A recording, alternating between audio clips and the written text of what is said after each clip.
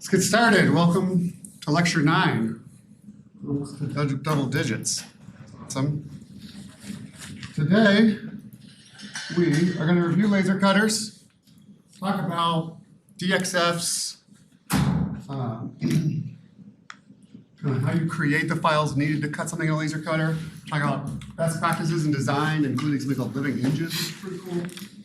And then we'll probably get to water jet cutting.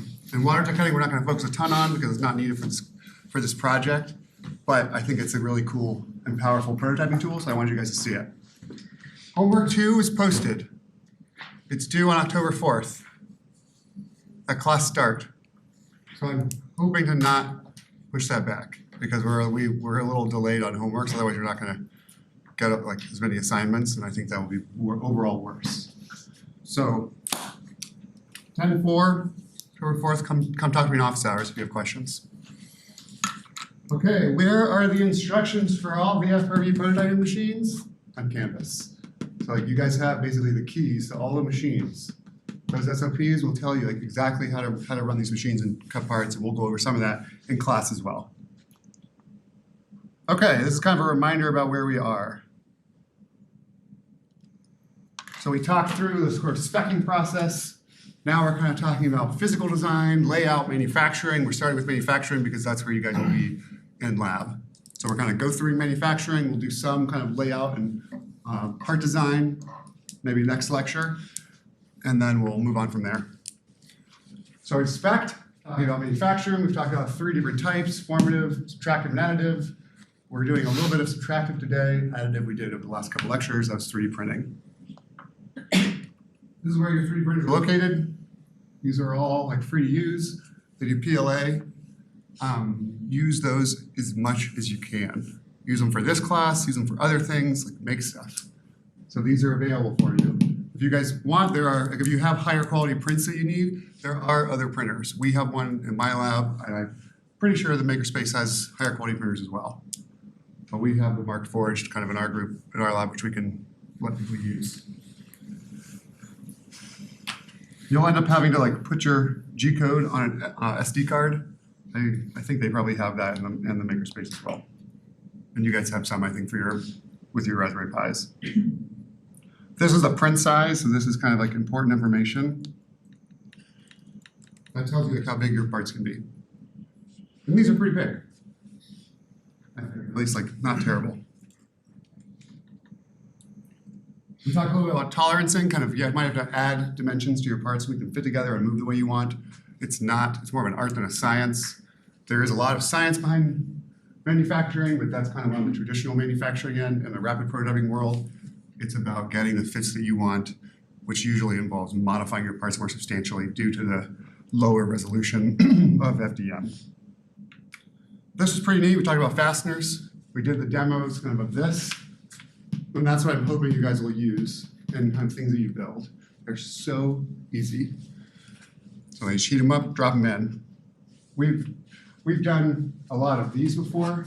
These are also good. They're just a little bit more annoying because the nuts can fall out. But otherwise, yeah, use those threaded inserts. This is also a question on your homework, but one thing that's important is to be able to find solid models. And like you might be trying to build something in this particular project, the ballbot. I don't know that we're using any solid models that we pulled off of something like this, but you might if you were trying to build something for like a common part, your car or your phone, something where you can find like a 3D printed model that you want to build around. And then these are all the different versions. These are GrabCAD's my favorite. But in your homework, it asks you to find a solid model somewhere. So those are like important to know. Now we talked about laser cutting, which is also like extremely powerful. It makes really, really neat parts. And we're going to keep going on that today. I'm going to show you some really cool parts. We have a little demo.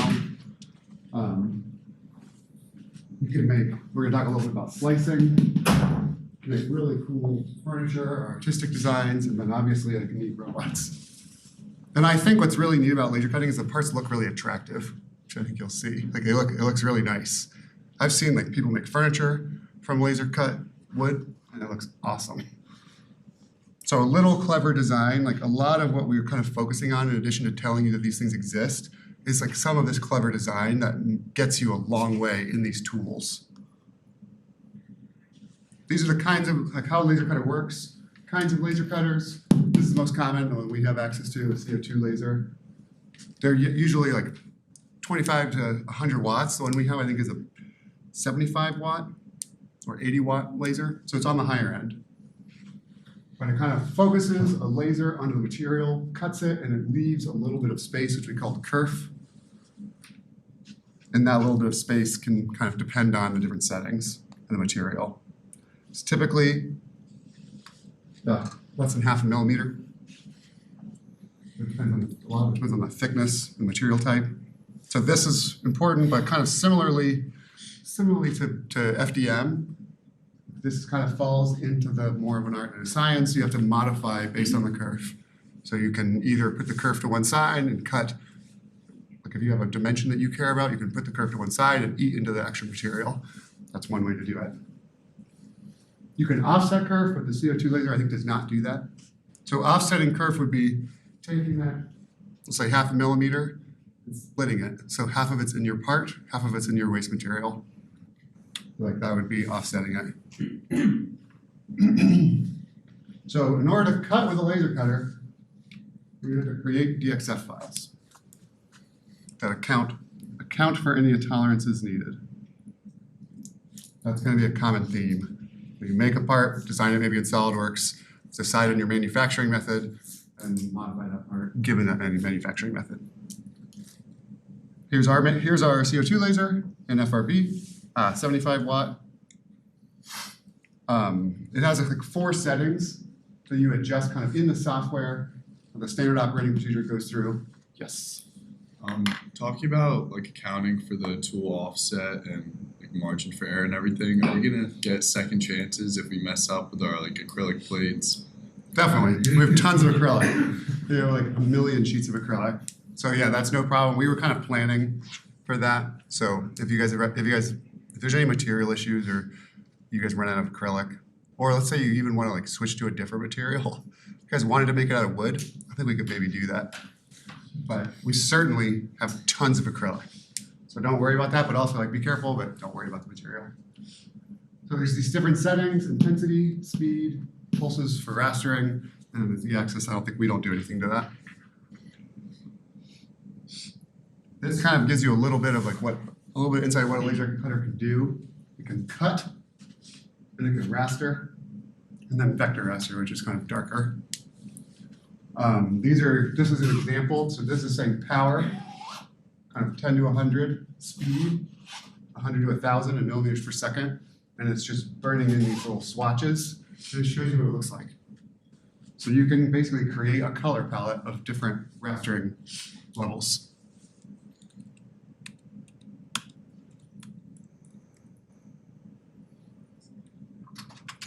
And then this was like a collection of the settings you need for the CO2 laser for different materials.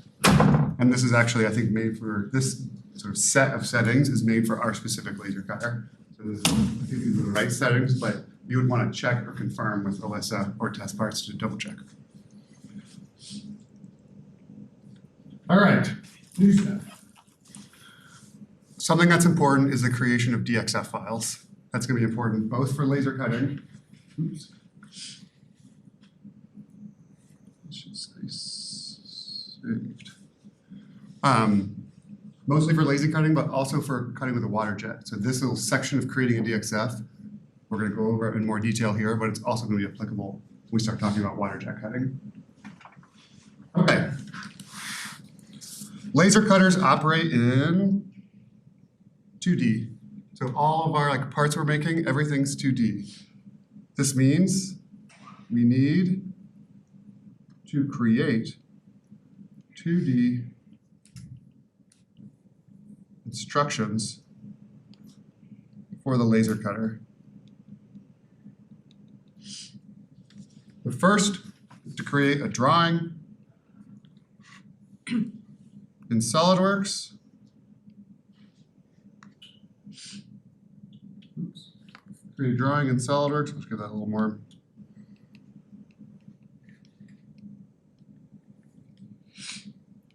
or export directly. Talk about. Then this drawing or this export directly can be saved as the .dxf you need.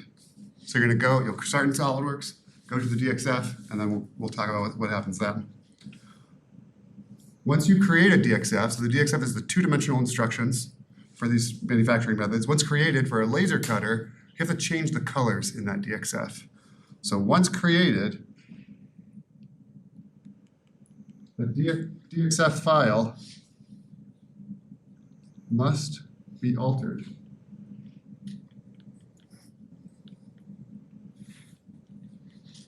To provide colors. So that's a step we're going to learn. The colors of the DXF lines provide instructions on the cut type. Cut type, rastering settings. This is all provided to the laser cutter via changing the lines. Oh, my pencil's about to die. It's okay. So we're going to take parts. We're going to create a drawing or export directly. We got our DXF file. We're going to modify its colors, and then we're going to be able to cut parts like this. Part of this exists in SolidWorks, the creation of the part. But then part of it exists in Illustrator or Inkscape or Corel Draw or whatever program you want to use to modify these DXF files. We're going to talk about it in Illustrator. Okay, how to create a DXF file. We're going to talk about directly exporting instead of like creating a drawing. Directly exporting is so easy. So one easy way to export or to create a DXF is to export directly from SolidWorks. This is especially easy for 2D parts.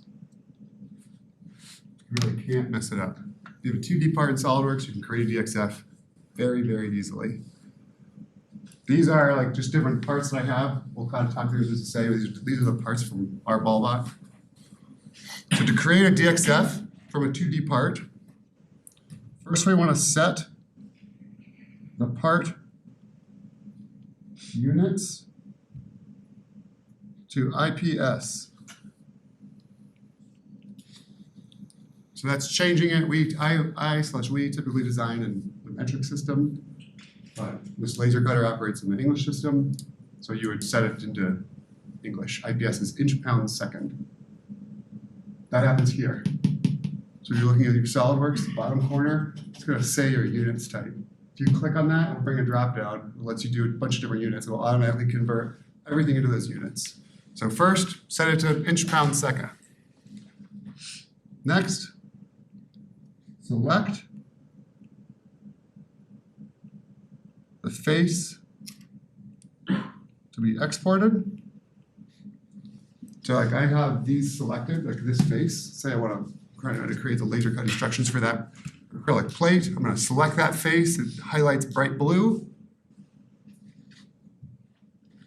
One thing that like might be easy, so in addition, I'm talking about this figure here. So this shows you inch pound second, but what I'm showing you up here is that I selected this, and then I went to like normal to. So I wanted to find a view of this part that's normal to the 2D plane I'm selecting. And the purpose of that is to make it so that it's just clear to me what's being cut.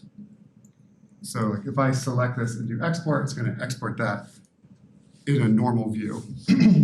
So this little like plane with the arrow sticking out of it selects normal too. So that'll reorient your view normal to that face.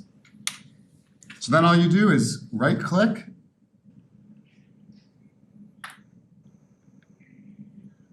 export to DXF.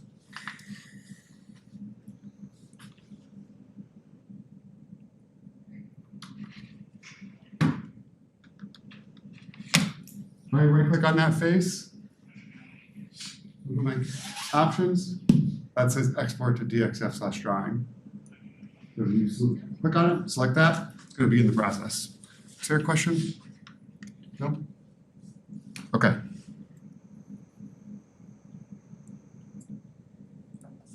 We'll give you some options that allow you to do some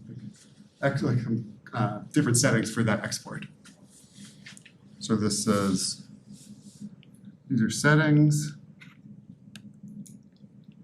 that allow adjustment of export. Okay, so now I think you guys, like from this, you know how to export DXFs. So now anything that requires a DXF from SolidWorks, you can do it, it's easy.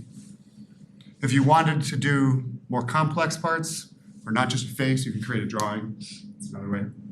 We're gonna skip that in class. Now we have to do the next step, which is change the colors to provide the right color instructions to the laser cutter. When that happens, I guess before that happens, when you click export, the first thing it does is like it brings up a little preview. So this is helpful. This is what it shows you when you click export, like what is it gonna export as a DXF? What will that DXF look like? So this popped up as soon as I click export to DXF, and I think it lets you clean it up a little bit if you wanted to. So SolidWorks allows you to view the DXF before it is exported. Adjustments can be made. So this is helpful. So if you see down here, you can click remove entities. You can kind of select through the different lines, remove them, change it a little bit. So it gives you some ability to change a DXF before it's created, but generally it's going to export the face.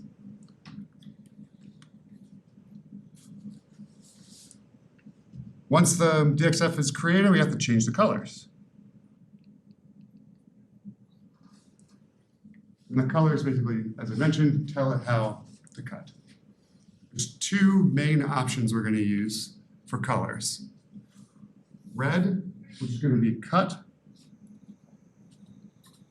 and black, which is going to be raster. So anything you want cut, you're going to select it, change its color to red. Anything you want raster, you change its color to black. What's rastering? What? Engraving, yeah, sort of like etching and engraving. You can create, schematics or diagrams or text, all sorts of things. We're going to change the color in Inkscape or Adobe Illustrator. Who uses Inkscape? Anybody? Okay, it's a free program. It's kind of like a mix between Photoshop and Illustrator. Select all, then select if you want to like create this. So what I'm showing you here is I want to create this and cut it. So I'm not rastering anything. I'm going to select all, change the stroke to red.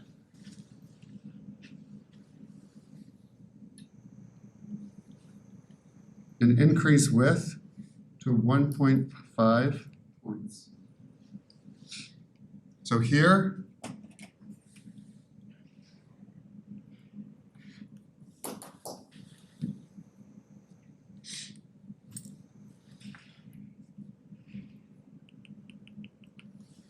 so once I select everything, it's going to give me like this menu in Illustrator that lets me change the properties of the lines that are selected. This stroke, so like, let me see if I can zoom in on that.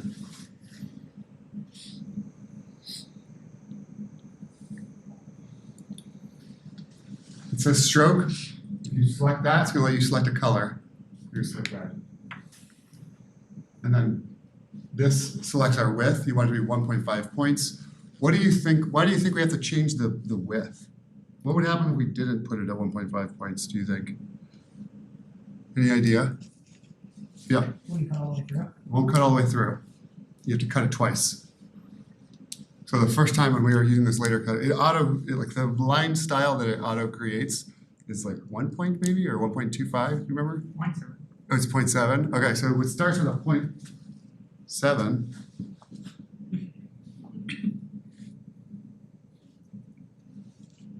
Uh-oh. All right. Starts with 0.7, so then when we were first doing this, we realized, okay, it's not going to cut all the way through, we have to increase it. So we increased to 1.5, that worked well for our acrylic.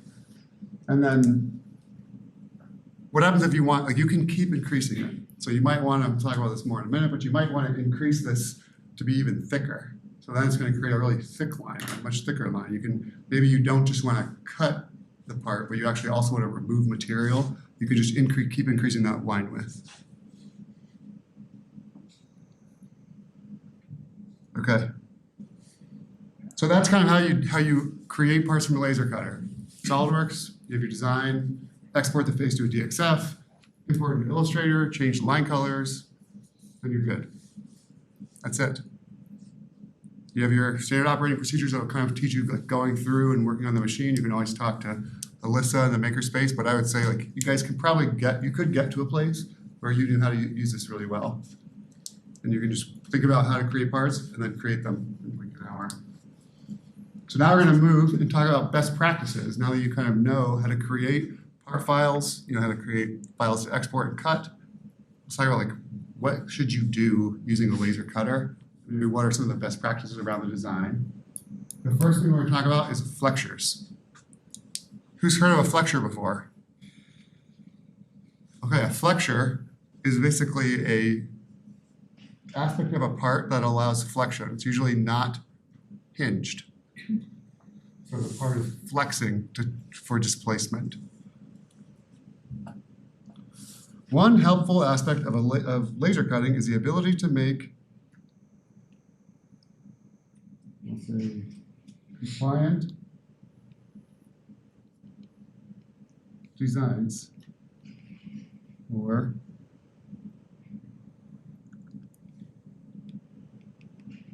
flexures. One type of flexure, there's all types of flexures. One type that's available is a straight called lattice hinge. Sometimes also called a living hinge.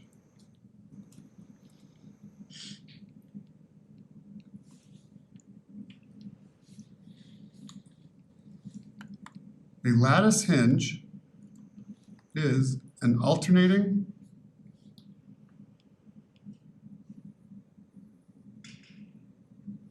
set of cuts that enables flexion, compression,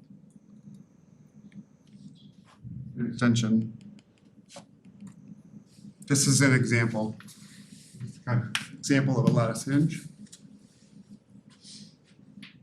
Often the kerf thickness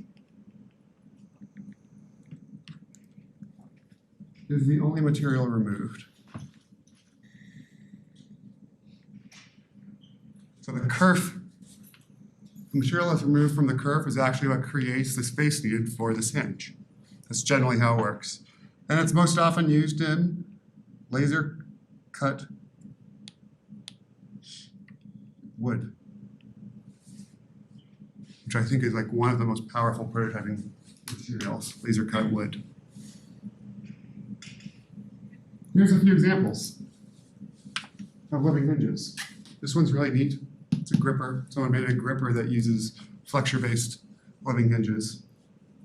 Here's some like furniture type stuff.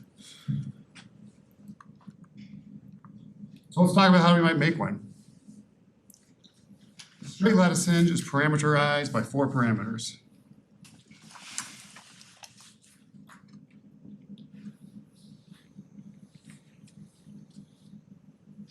It's width, thickness,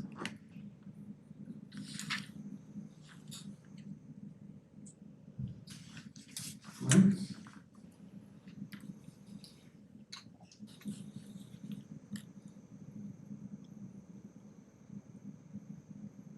number of elements, n. Okay, so we're talking about the different characteristics of a straight lattice hinge. Width is the width of the lattice flexure. And by width,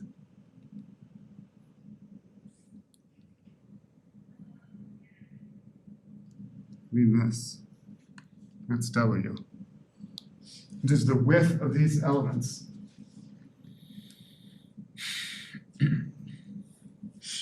Thickness, it's just the thickness of material. So how deep it is. L is the length or height of the cut. So it's interesting, you can see how W is defined.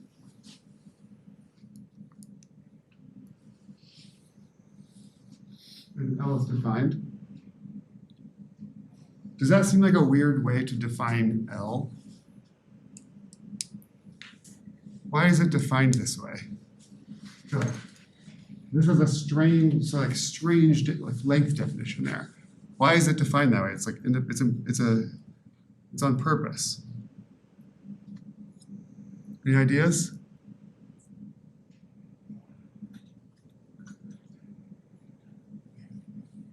This is like nuanced and hard, but it could occur to you. These are set up to be independent of the width of the flexure.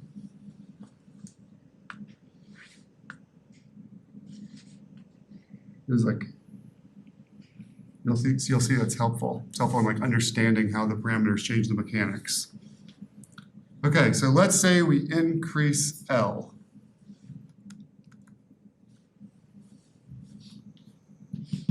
That. We increase L. What do you think that will do for the stiffness of this flexing element? It's going to decrease the stiffness.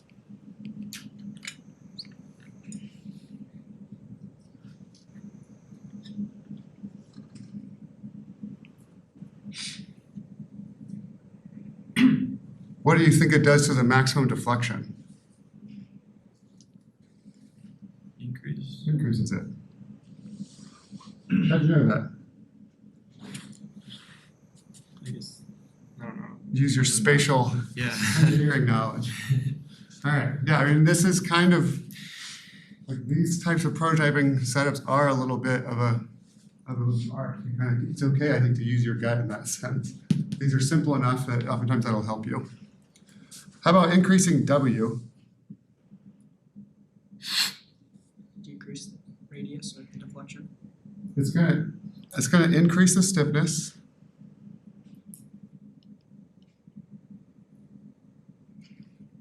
And then what about maximum deflection? If I increase W, what's gonna happen to maximum deflection? It's gonna go lower.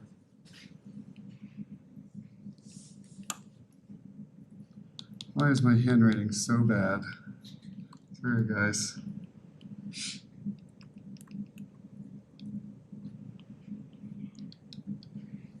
Okay, how about increasing N? What do you think it does to stiffness? So increasing N, we're going to change the length of this. Nothing. Nothing. No change in stiffness. But what does it change? Increase max deflection. It increases the deflection. That's what it gives you. It gives you the ability to go for a larger range of motion. No change in stiffness, but increases max deflection. Great. There's actually like instructables, or there's kind of information about like practical examples of how people have built these online. So you can find those. But they are going to be something that you might like experiment with. Like, okay, my first prototype, I did this many. This was N, this was L, this was W. It didn't quite have the properties I want. Now I'm going to update that and recut. So we talked about a straight lattice hinge, but there are lots and lots of living hinges or flexure designs. Here's a few. This is a wave lattice, cross lattice, fillet lattice, beehive lattice. There's lots. There's even more, and they're actually like sort of beautiful. So a straight lattice, they're going to do a demo, but I'll finish this slide. A straight lattice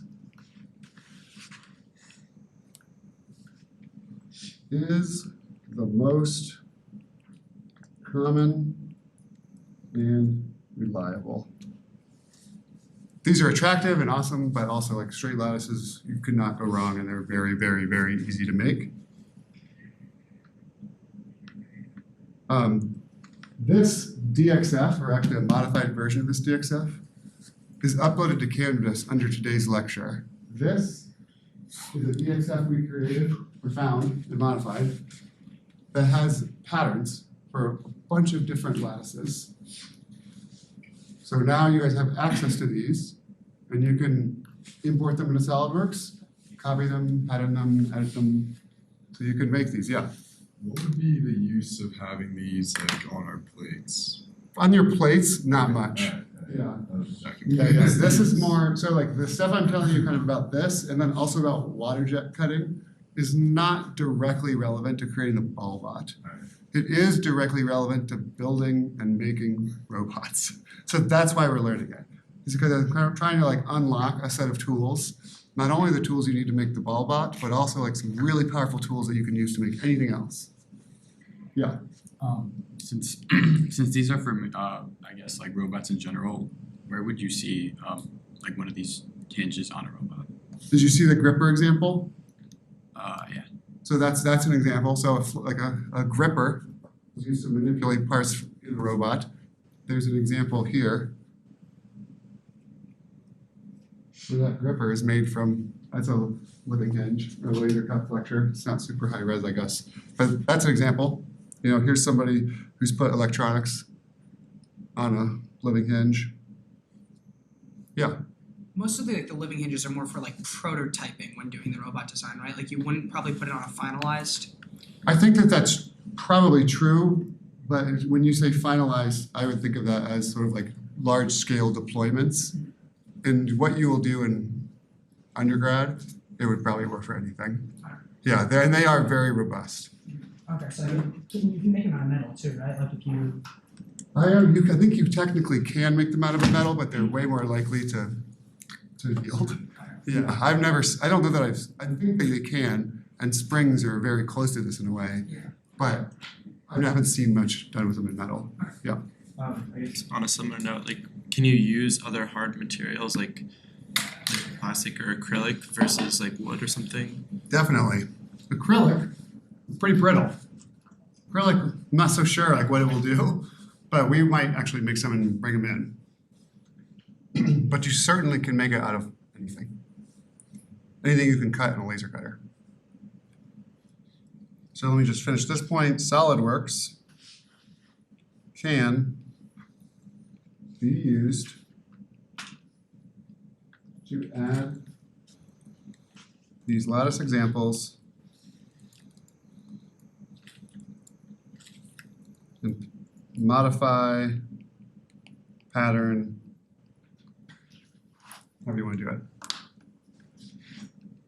I kind of want you guys to like all come up here and like, I want to show you these. I have some of them. Could we all come over and pass them around? We'll just talk through them for a second. You can't destroy these. These are just some, we made these, found the Chavis DXF, modified it, and then we were like, oh, we want to bring these into class and show you guys, but then we couldn't find any wood. So we only had like very small pieces of wood. So we made them small, but I'm gonna try to get like a big piece and bring it. So like play with that, pass it around, and then I'll kind of talk through kind of what's going on here. But so this part was cut in the laser cutter. It has a ton of cuts, right? Tons of cuts. How fast do you think this is to make? Not fast. It's slow. So like that's something is different in rapid prototyping. In that sense, it takes a long time. There's so many cuts, but it works really well. So like if you interact with it, you'll see that it flexes, and it makes we're seeing the kerf material, or basically the material go into we're seeing the flexing occur into the let's check that out. It goes into the space from the kerf. If you smell it, it smells really strong like a campfire. It's just kind of neat. So we have tons of these, and you guys can use these to make all sorts of interesting and cool stuff. So this is the file. It has all sorts of patterns. There's even way more patterns than the ones I introduced. So it has the ones that I introduced and a few other more complex patterns. Yeah? Wasn't do it's like, are some of them like better at flexible connections, or it's just for like the I think it's size? just like they're just attractive. Okay. I think, yeah, like, I don't know that I think it's possible that some have compliance in different dimensions that are different. So like it does, I'm sure there is some sort of mechanics changes that occur, but I don't know, like my guess is all of these would perform a similar function, just be nice looking. Yeah. Yeah. So yeah, if you guys can do this, we'll bring in a big one. Maybe we'll try to cut some from acrylic. Does somebody want to try to break one of these or show like, we're gonna make more of these? Yeah, go ahead and like sort of like interact with it and kind of see, like it's pretty stiff. Sure. And then, yeah. So like, and that one actually flexed a lot more than the one that I just had a minute ago. It broke way faster. So there it is. Cool, huh? So I think these are really neat. Use them. I'm gonna pull up that DXF real quick. Crazy how strong is in the other direction that Right. compared to the. Yeah, so that's the kind of point that you might get from different lattices. They'll have different compliance in different dimensions. These are mostly meant to be compliant along one axis, a hinge. Cool? I think this is neat. All right, let me pull up the DXF. Thanks for coming up. Let me pull up the DXF and show it to you. Sorry.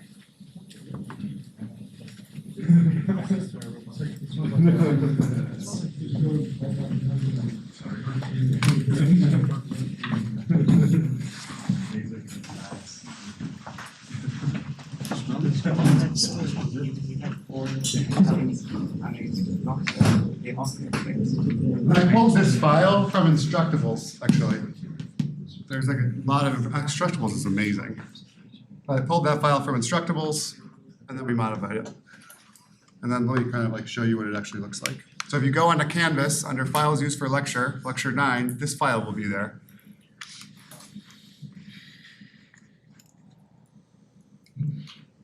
So this is a file that we modified from the previous slide. What do you notice about it? Oop, ignore the weird. We tried to put the umrobotics logo, it's like up here, but it looks like that's looking a little crazy. That could be on the display side. What did we do? What changed? So what's the difference between this version and this version? The color, and what did that do? And like, we changed the color because we want to cut all the way through this. We increased the width to make it, give it a little more flexibility. So we increased the curve by changing the line thickness, set it to red so it cuts all the way through. So yeah, so this is what you have access to. Let's take a look.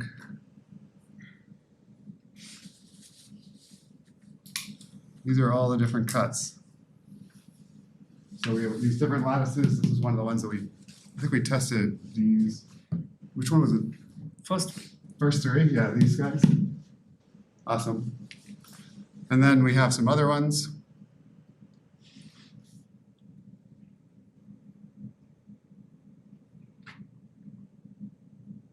So this one's kind of neat.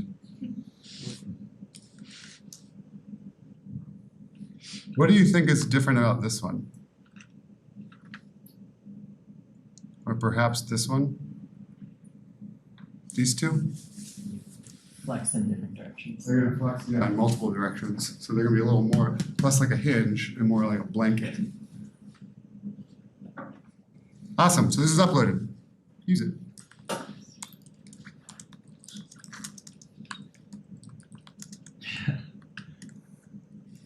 Okay, more best practices.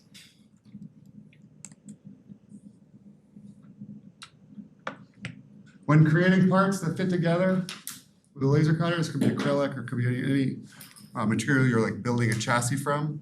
Oftentimes you want to join these parts together or join these planes together, making 2D shapes into 3D shapes. And there's different types of joints. So similarly, with a little clever design, parts can be easily joined. Many different types of joints. Similarly, we're just going to go through a couple. finger joints.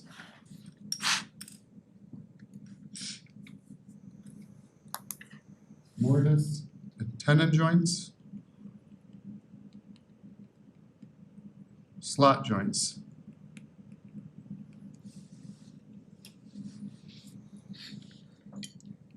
These are finger joints. This is really common. I see these a lot. They're sort of like parts interface like this. Probably the most common. Slot, mortise and tenon, kind of inserts into a hole that's cut, like a tab inserts to a hole that's cut. These are very self-explanatory and they work very well. The only thing that you need to know about this is you should add about 1/4 millimeter. 1/4 millimeter tolerance to height and width of slots. So we have the finger and the slot. Slot obviously has to be larger. We want the finger to be able to go in the slot, so you give it like about 1/4 millimeter. That would be like a relatively stiff fit. And you can adjust from there. Make sense? Nothing too crazy there. Couple other best practices, fasteners. One cool thing about laser cutting is you can also like capture fasteners easily. So it helps with similarly the speed of making things, assembling and disassembling. So nuts can be captured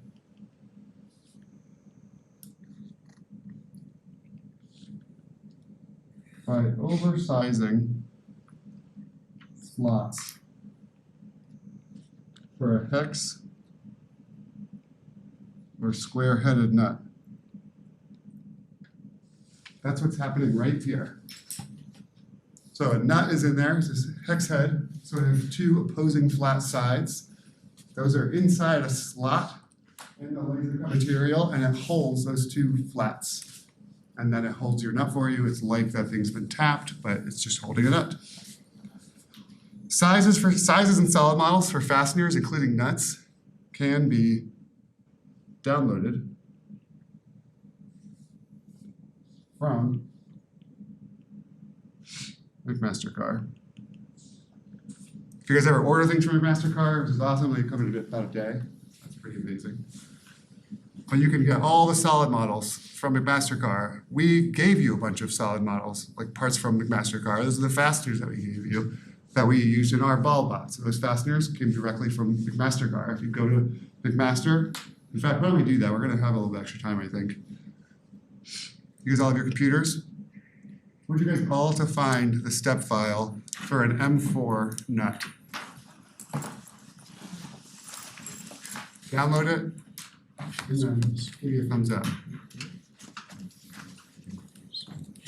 Go to McMaster-Carr, go to nuts, search for nuts, find metric, find M4. You can use a hex head or a square head, whatever you like. Just select it, find the solid model, and download it.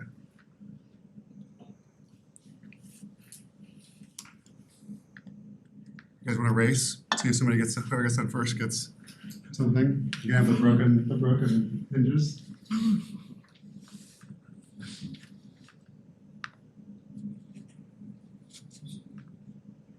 have a SolidWorks part, like the M4. What? I have the metric left-hand threaded medium strength steel hex nut. M4. I think that's the one I have. I just don't have SolidWorks on my computer. That's okay. Yeah, just all I want you to do is download it. Yeah. Yeah, you download it, get the step file. Like, okay, awesome, nice job, you guys. Find it, download it, step file. That's how we got all the fasteners that we gave you. Is we just did this.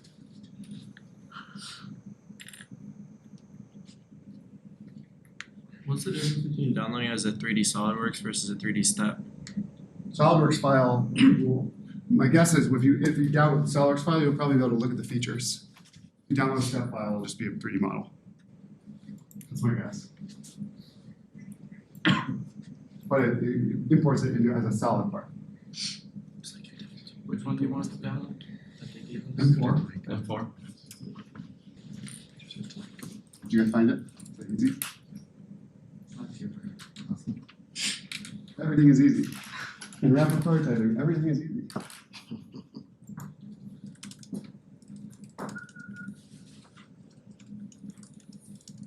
All right, good? Did everybody find it? You guys got it? Thumbs ups? Did you guys get it?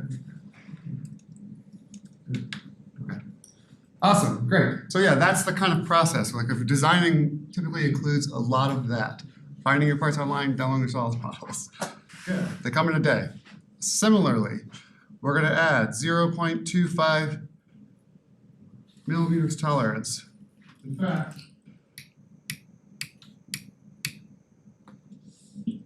that could probably be larger. Kind of depends on the size of the nut. If the nut is really small, you can stick with something smaller. I think we should make that larger. I'm gonna say 0.5 millimeter. 0.5 millimeter to 1 millimeter tolerance. So this would be like a little extra space on the sides of where the nut faces are, and then it would have like a tiny bit of play.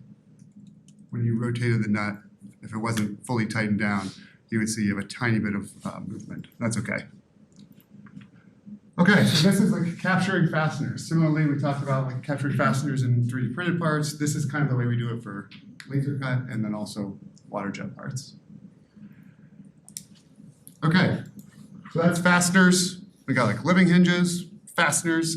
Now I want to talk to you about stacking, which is just also like a cool thing to know about. A powerful like tool. Parts can be sliced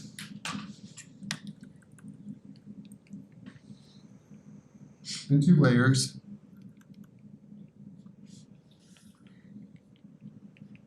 and glued together. That's how we make like topographical maps.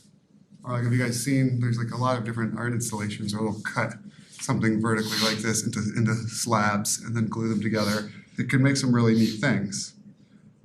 It could be used for neat chassis designs if you wanted to. Yeah. Isn't that kind of like what 3D printing does? Like it slices it, but it's just micro. Yes. Very. This is like very similar to. In fact, we're about to mention that. So you could think about like I think there's a way to do like some cool chassis designs with slicing and layering like this, but I'm not really sure. But I wanted to mention it because it's really neat. Free programs can slice 3D models for you. And that sounds familiar. Turns out I don't think Cura can do it, so you can't use Cura. But Fusion 360 could do it. And so can Autodesk's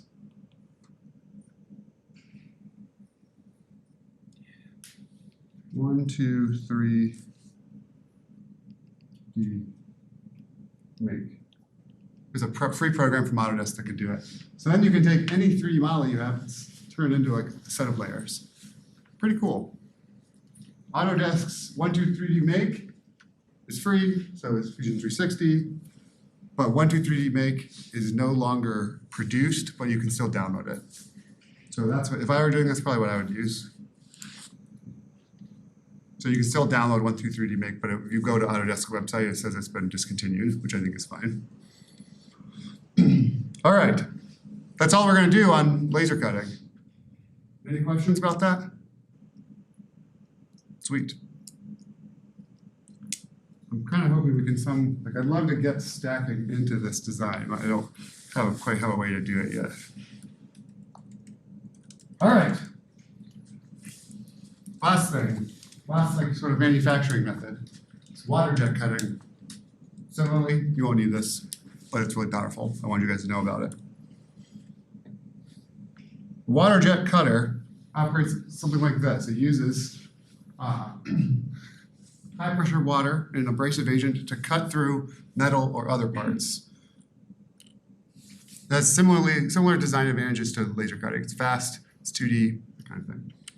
So we can create simple 2D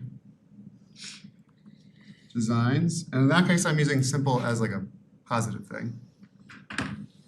We create simple two-dimensional designs. And it's good for quick, convenient prototyping. It's also cheaper. Okay, so I want to talk you through anatomy of a water jet cutter. We have a water jet cutter in FRB. It is down at the moment, so when it is fixed, I will let you guys know. But currently, there's a water jet cutter in the Wilson Center. There's one in G.G. Brown.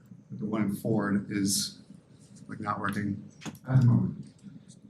The way it works is it takes high pressure water in, so you'll hear like a pump running. You use the water jet cutter. It sends that high pressure water through a jewel orifice, which makes it extremely high pressure.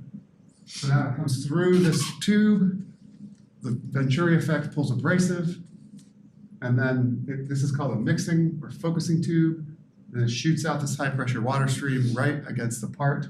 So this is like very, very small distances, and it cuts through up to 1 inch thick titanium. It's amazing. It's an amazing manufacturing tool.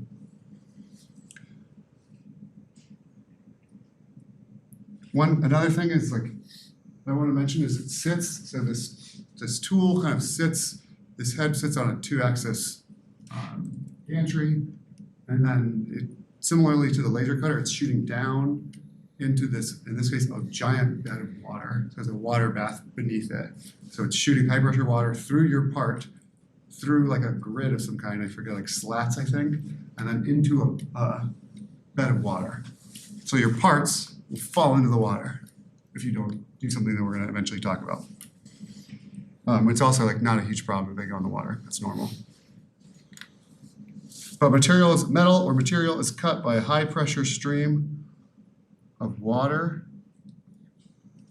and abrasive garnet, just the standard media for water jet cutting. They cut many materials, including all metals, plastic, glass, carbon fiber, rubber. Like they cut anything. It's awesome. Okay. Materials can be thick. I think 25 millimeters is the thickness for the one in Ford, the ones we have in Michigan. I think the more powerful water jets, like the one in G.G. Brown, can do thicker than 1 inch. There's 2 things I want to mention. One I think is about the benefits of the water cutter. Why is it good? And what differences does it have over other methods? Can you think of like there's something that's missing that's been in basically everything, every manufacturing method that we've talked about. There's something that's missing here. It's like a physical element, physical concept. This is hard. This is like a terrible question, but anybody have any ideas? Something that's like true for FDM or 3D printing in general, true for laser cutting, not true for water cutting. Yeah. Maybe could it be the use of a material? Close. I mean, that's a good guess. That's true. Like probably even true, but not what I'm trying to get at. What I'm trying to get at is no heat. There's no heat applied in this manufacturing process, which is a good thing. When you use heat in metal, a lot of times it changes their material properties, and that can be something you don't want. So no heat, what's called no heat affected zones.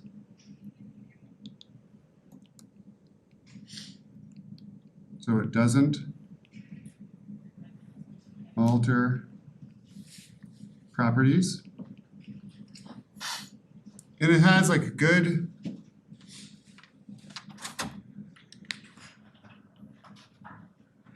and consistent edge quality. So it's going to cut apart. The garnet and water will like cut through it. The edge around the part is actually like a pretty clean edge. I can bring in, maybe we'll bring some parts in next class. But it produces a pretty clean edge, and you can kind of adjust the quality of that edge by how fast you're cutting. Kerf is kind of a big thing for water jetting, and it's larger. So kerf is approximately 0.01 millimeters to 1 to 3 millimeters, depending on a lot of things. So what water jet cuts, it's going to cut a larger kerf than anything else that we've talked about. In fact, it can be up to 1 millimeter, or I think 1 millimeter on the ProJet, the one we have here. But a larger water jet, it could be even larger depending on the nozzle. So I'm going to say the curve is dependent on a water jet type, which is really defines the things I'm about to list. Nozzle quality and diameter.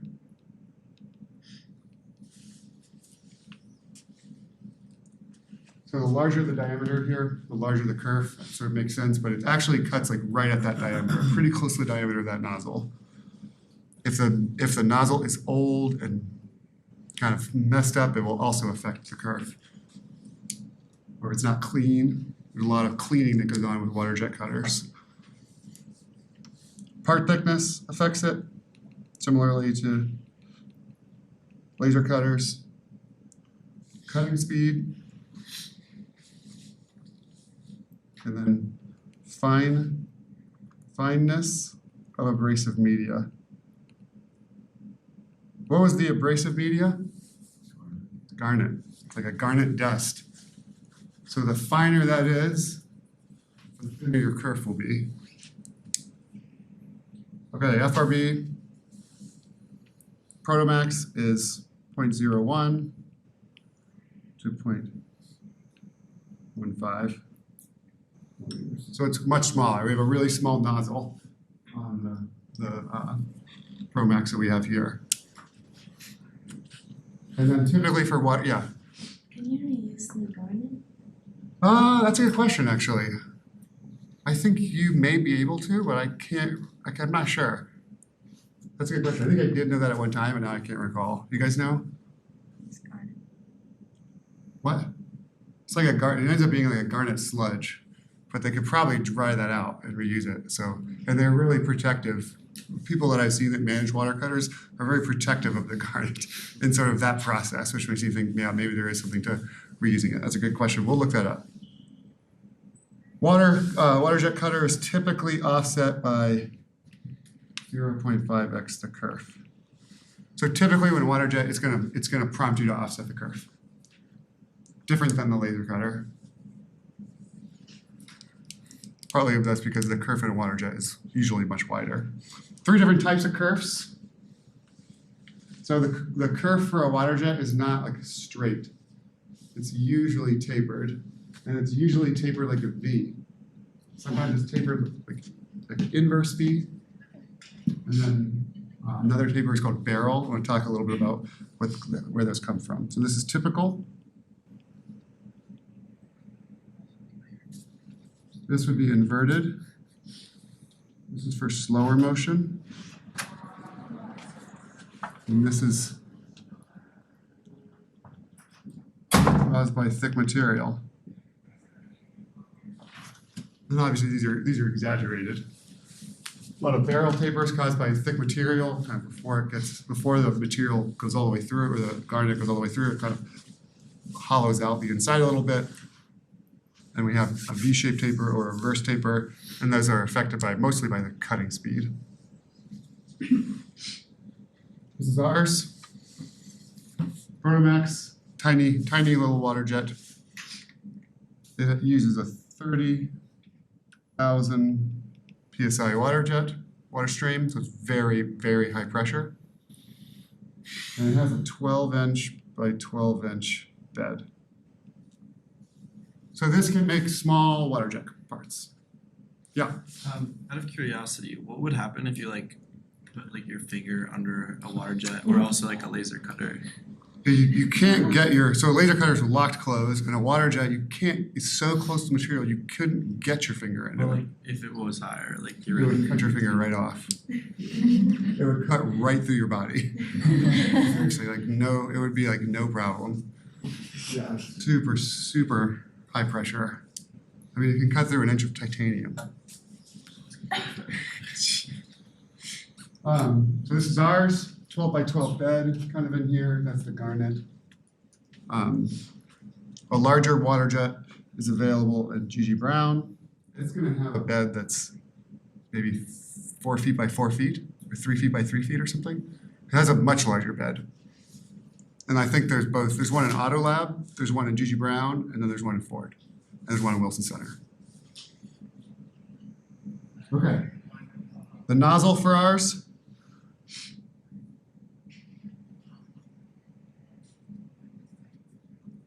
It's 0.76 millimeters, but I'm thinking that actually is a little, I'm gonna confirm that with Alyssa. I feel like that might be too high.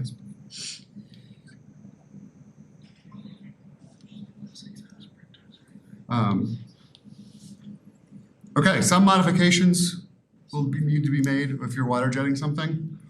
So this is going to facilitate manufacturing. Internal corners, for example.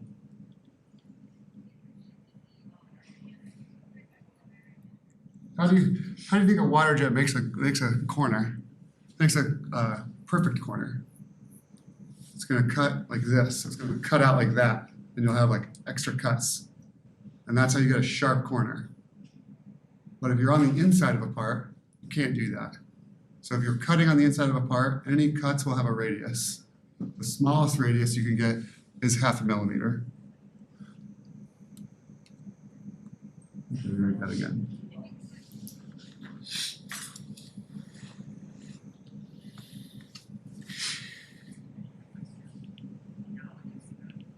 So minimum internal fillet.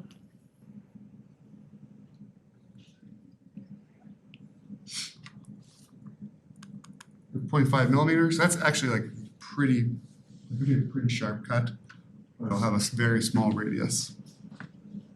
You also would want to leave material around the edges. So you're going to put your material, your workpiece into the water jet, and then you would clamp it down to this like bed structure.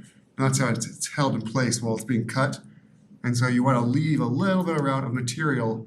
So if you're creating your parts, creating the DXF, you're gonna end up looking at them, you'll see how big they are. You don't want to fill up the entire material. You want to give yourself something to hold on to, which is secure. So I'm going to say leave 20 plus millimeters around the edge. Similarly, if you're cutting with a water jet, you might try to cut many parts at once, so you don't have to go through the work of doing like multiple setups. So then you're going to take all your DXFs, arrange them. When you're doing that, don't make them any closer to each other than about 3.5 millimeters. So minimum part separation of about 3.5 millimeters for nesting parts.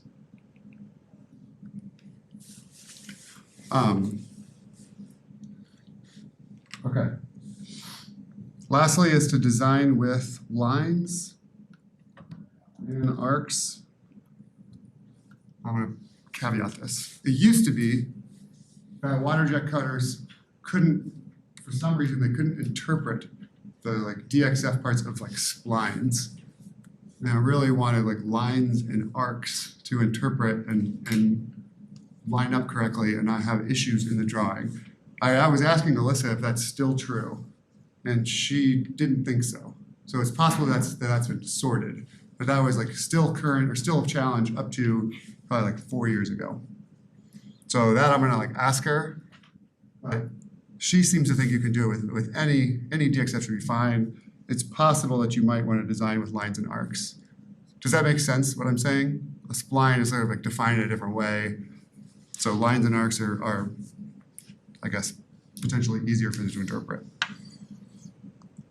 Okay, just like laser cutting, we have to export a DXF. Luckily, we just went through a really awesome explanation of that. So now you guys are equipped to export your DXFs. Okay, so like this is the program that you would import it in. It's called Protomax layout.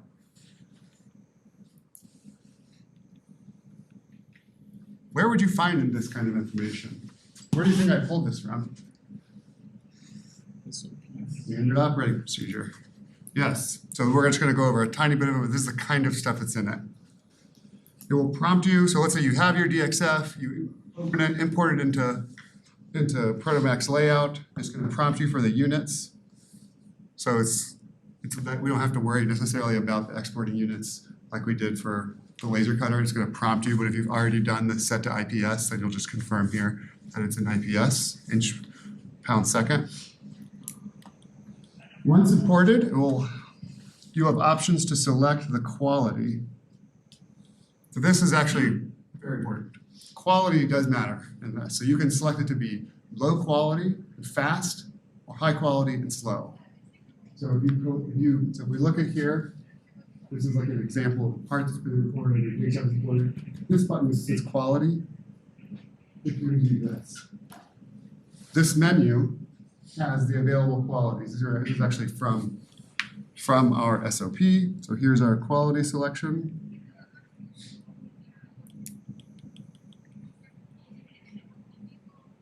It's going to let us pick these qualities. Those are the different quality options that it has set up in it already. So quality 1 through 5.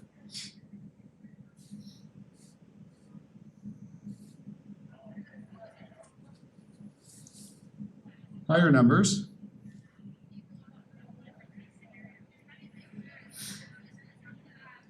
means higher quality. So if it's, what do you think is going into that higher quality? Based on what you know now about water jet cutters, yeah. Speed. The speed, and why would the speed matter? Because the slower it is, the smoother your edges are and such. Right. And what about it being slower makes the edges smoother? So it has like more time to get like smoothed out by the abrasive materials. So there's more abrasive material going through the edge at any given moment. So you're gonna use a lot more garnet. That's one of the kind of trade-offs. You'll use a lot more media, but you'll have like a much cleaner edge. Yeah. Is the garnet expensive?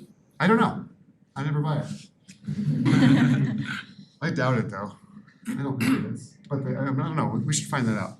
Just like grind up some pebbles or something. No, it's really, really like specialized, I think. Colors of the lines denote quality. So once you select this, it's going to change the colors of these lines. That one's green. Green is traverse. And the fact that that line is green up there is telling us it's not cutting that. It's just showing us that that's where the head is moving. And then pink, it's going to be quality 3. Yeah. Can you do it where you have certain, like if you want more quality in the arcs but not in the lines? Yes. You can select the different arc segments. So like one thing you do if you export, for example, your files will allow you to select the lines and arcs individually, and you can select them to be lower high quality. So you can increase the quality in the corners, which is common. Yes.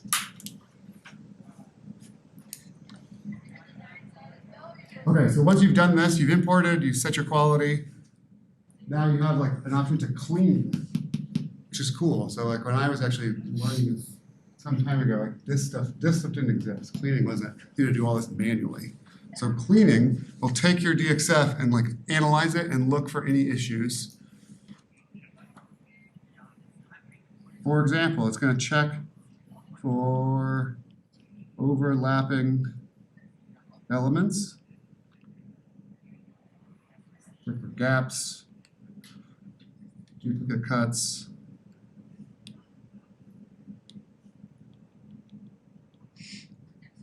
Has anybody used a water jet before? Are there any things that have happened? So there's some like things that can occur, common issues. Did you guys have any of these common issues? One thing it can do, so there's a lead in and a lead out for the water jet. So it's gonna basically like cut this part, almost like it's cutting like a pair of scissors, but it's gonna come from a distance away and lead into that cut. Let's see if we can see it here. Yeah. So this is an example. So here, this is an example of that sharp corner where the cuts now overlap. So that's going to cut that part out of the sharp corner. We have green, which is traverse, orange, which is lower quality or might be piercing, and then we have the pink quality set. during the lead in and lead out process, when it pierces the material, the kerf is wider. So it usually does that like outside the part material and then comes in. That's kind of leading in. So that's kind of what it's doing here and there. It's going to allow it to pierce the material and then come in for a cut. Sometimes when it's kind of setting all this up, it'll make a mistake and it'll like find a place where it shouldn't be cutting, or cuts out something you don't want it to be cut out, or it kind of loops, does something weird. So like these are the kinds of things that when you clean it, it's going to check for. Did you guys clean your files? Did it do anything like this? Usually I do cleaning for like if there are gaps between segments and they're not fully connected. So when you export, there were some gaps. When you cleaned it, it filled those gaps. Awesome. Yes, that's like what it'll do for you. So all of this is in the SOP and it's pretty straightforward. So now I kind of have like one thing on best practices, but I didn't really get all the way through this. We're essentially out of time. So I think I'm just gonna stop here. We have like 5 minutes, but I'm gonna stop a little bit early. Tomorrow, or on Thursday, we'll begin with best practices for the water jet. I'm gonna try to cut some different parts with different water jet settings. And then maybe I can bring them in and show you like what a quality setting of 1 versus 5 looks like. So I'll try to do that and bring it in, yeah.